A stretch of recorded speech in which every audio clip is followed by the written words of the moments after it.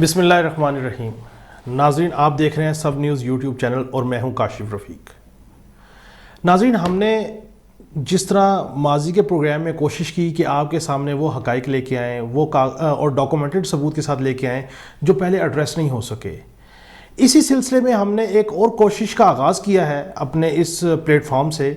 کہ اب تک جو عوامی نمائندے ہیں جو ایوان بالا میں ہیں یا قومی اسمبلی کے اراکین اسمبلی ہیں، ان سے یہ پوچھنے کی کوشش کی جائے کہ اب تک جو بھی 20 ماہ کا یا 21 ماہ کا جو بھی عرصہ گزر چکا حکومت کو، ان کو منتخب ہوئے، بھلے وہ قائد حزب اختلاف کے لوگ ہوں یا حکومتی ایوان میں بیٹھے ہوئے لوگ ہوں، بھلے وہ وزراء ہوں یا اراکین اسمبلی ہوں، ان سے پوچھا جائے کہ آپ نے عوامی نمائندے ہونے کی حیثیت سے اپنے حلقے کی عوام کے لیے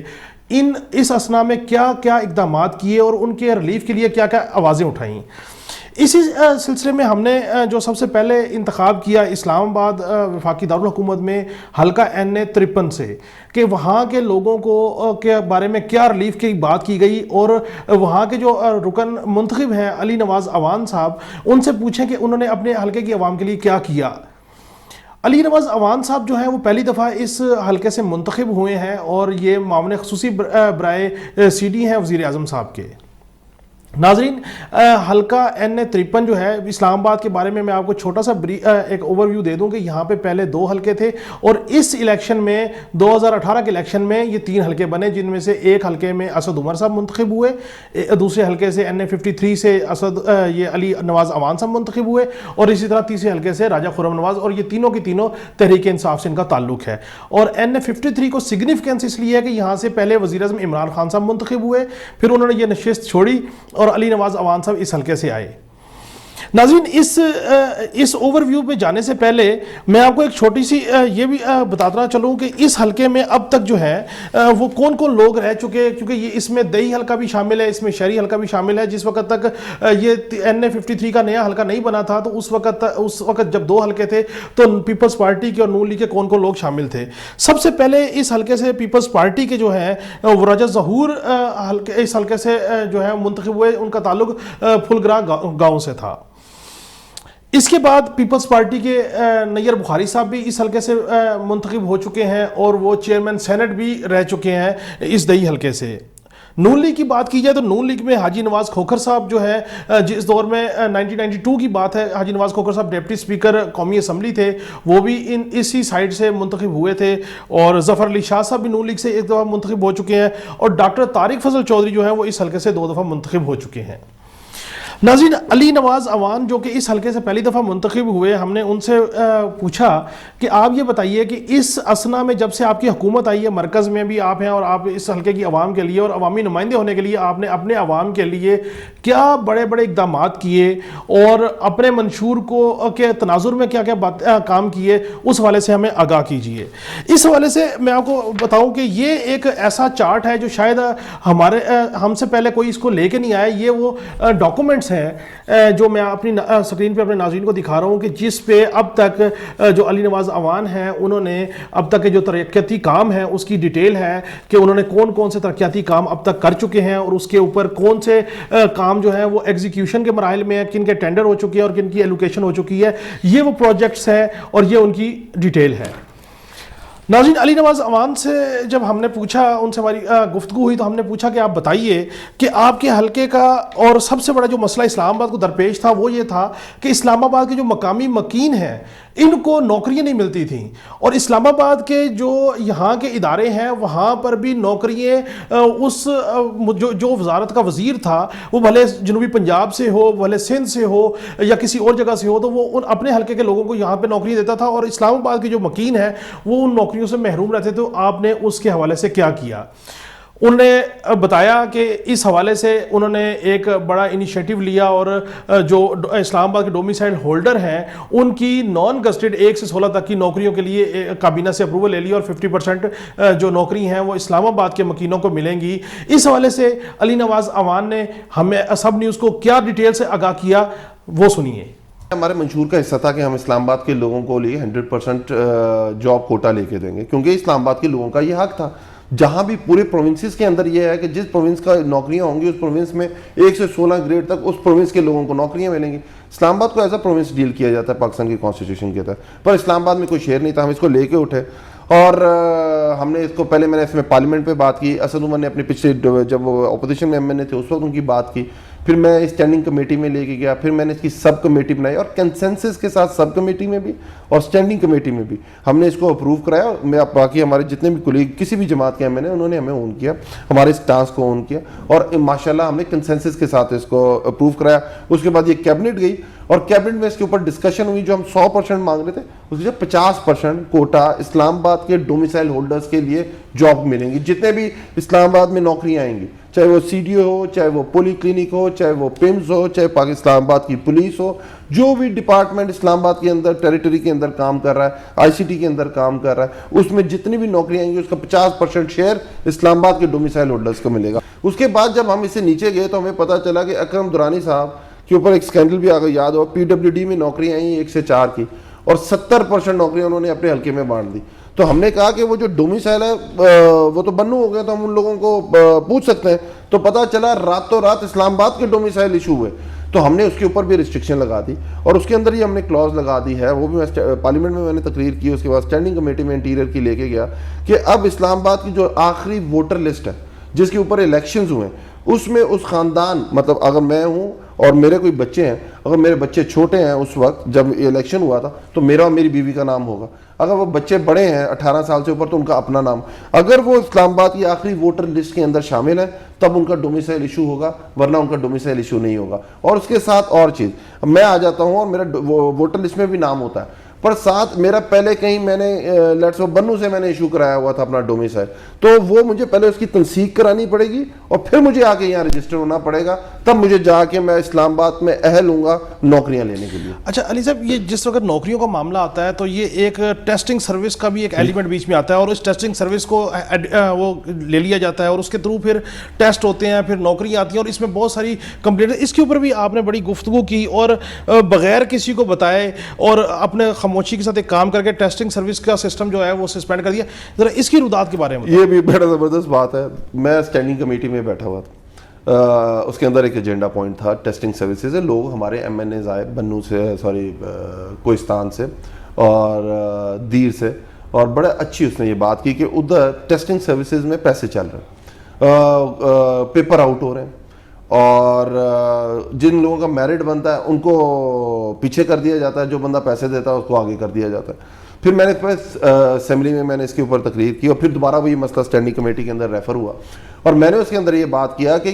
ये इस तरह की टेस्टिंग सर्विस है कि इसके ऊपर कोई अथॉरिटी नहीं है, कोई इसकी अकाउंटेबिलिटी नहीं है, जो उन्होंने रिजल्ट दिया है वो कोई चैलेंजेबल नहीं है। तो मैंने कहा कि ऐसी हर वो चीज़ जिसकी कोई अकाउंटेबिलिटी नहीं है, जिसकी पूछ पड़तीत कोई नहीं है, वो ख़त्म होना चाहिए। उसके ऊपर हमारे बाकी सारे एमएनए ने मुझे सपोर्ट किया, हमने कंसेंसस के साथ स्टैंडिंग कमेटी से चीज़ पास कराई कि जब या तो इसके ऊपर कोई रेगुलेटरी बॉडी हो जो सारी टेस्टिंग सर्विसेज को देख रही हो, उसके मेरिट को जज कर रही हो, उनकी अकाउंटेबिलिटी कर सकती हो। एक नौकरी आती है, पूरे पाकिस्तान में इश्तेहार जाता है, अरबों रुपया करोड़ों रुपया इकट्ठा होता है और उसके बावजूद जो लोग मेरिट जिस वजह से सिस्टम को लाया गया था वो उसको ख़राब किया जाता है। तो शुक्र अल्हम्दुलिल्लाह फिर ये कैबिनेट में गया और कैबिनेट में कंसेंसस के साथ इस सिस्टम को ख़त्म कर दिया। अच्छा, तरक्याती कामों की बात की जाए तो आपकी कॉन्स्टिट्यूंसी में मेन जो प्रॉब्लम लोगों को फेस करना पड़ रहा है वो है जब इस्लामाबाद से एग्जिट या एंट्री करते हैं 12 करोड़ के पॉइंट के ऊपर। ये बताइएगा कि अब तक तो जितनी भी हुकूमतें गुजरी उन्होंने कोई नहीं किया, बजाय इसके कि 12 करोड़ में कोई रोड सिस्टम आता वो नहीं हो सका, लेकिन आबादी का इजाफा इतना हो गया कि वो रोड जो है वो दिन ब दिन चौड़ा होने की बजाय वो बिल्कुल शॉर्ट होता गया। इसके हवाले से आपने अब तक क्या किया? 12 करोड़ एक तरह इस्लामाबाद का एंड है, इसके बाद एक यूसी हो जाती है फुलगना और उसके बाद गलियात स्टार्ट होता है। और जितना पूरे पाकिस्तान के लोगों ने गलियात की तरफ ट्रेवल करना है, उन्होंने जो एंड पॉइंट है वो 12 करोड़ से क्रॉस करना है। 12 करोड़ इस्लामाबाद बनने से पहले का एरिया है, यहाँ की लोकल आबादी है और जो बहुत ज़्यादा सफ़र करती है। अगर 12 करोड़ में कोई बंदे को हार्ट का कोई प्रॉब्लम होता है, उसे पोली क्लिनिक पेम्स आते हुए घंटों लग जाते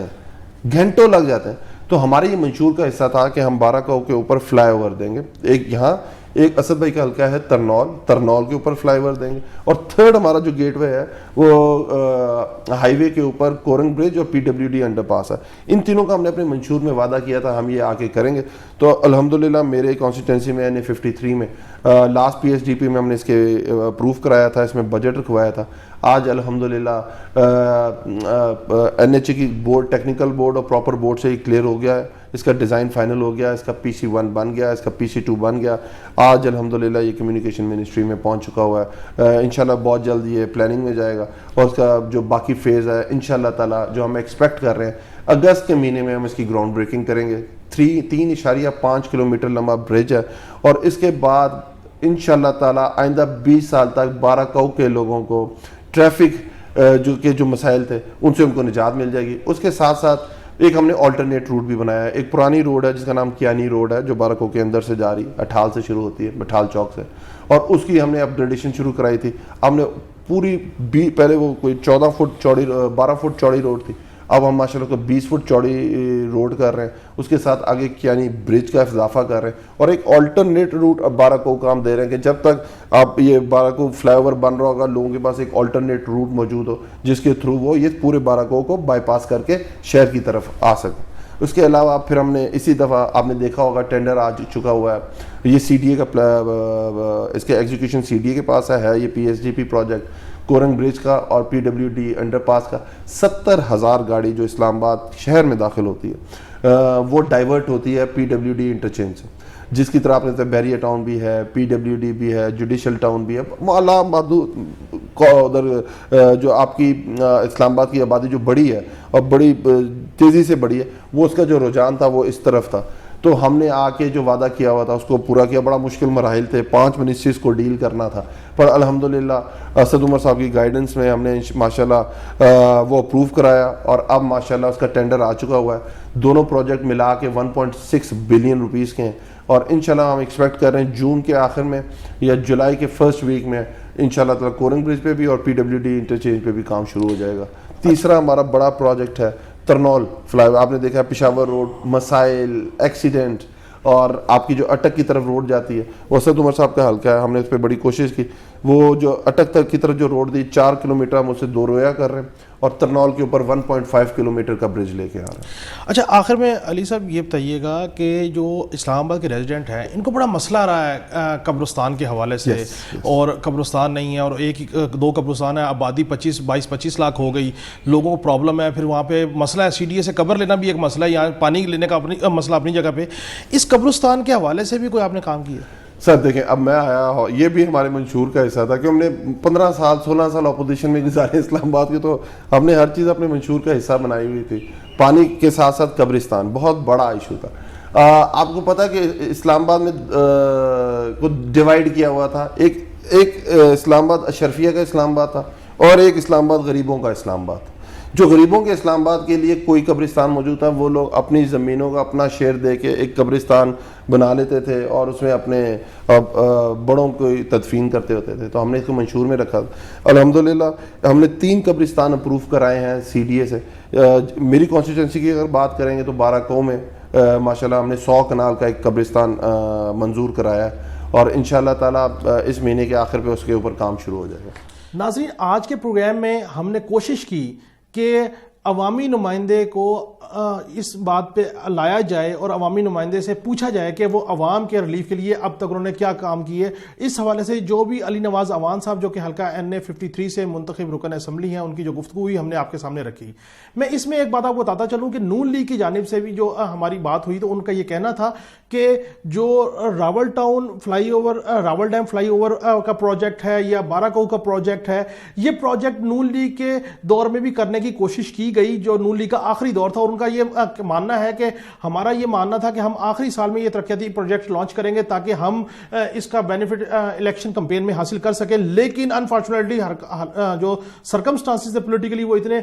پریشان کن تھے کہ ہم اس کو ایگزیکیوٹ نہیں کر سکے. تاہم یہ ایگزیکیوشن جو ہے وہ علی نواز اعوان صاحب اور تحریک انصاف کے حصے میں آئی.